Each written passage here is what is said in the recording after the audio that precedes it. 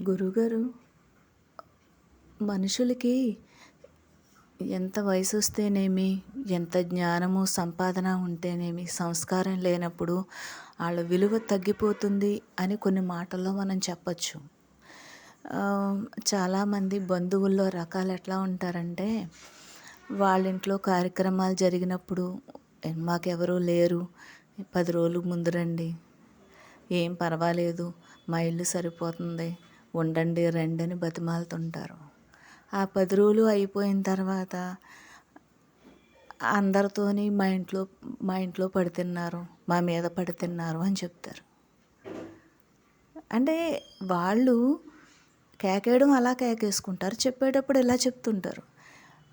దాన్ని ఏమంటారంటే, కాకి తినేసిన చోట ఎల్లేసి వస్తుందంటారు కదా, కాకిని ఆ విధంగా పోలుస్తారు. అలాగా వీళ్ళు వాళ్ళ అవసరానికి మనల్ని పిలుస్తుంటారు, మనల్నేమో వాళ్ళ ఇంట్లో పడి తిన్నామని చెప్తారు.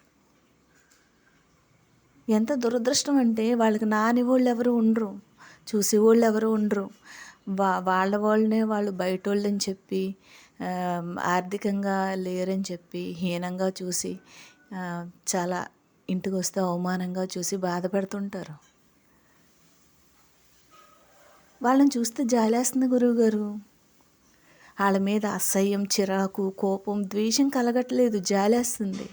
అంటే వాళ్ళు ఎంత చదువుకున్నా, ఏం చేసినా సరే సంస్కారం అనేది ఒకటి కోల్పోయారు కదా.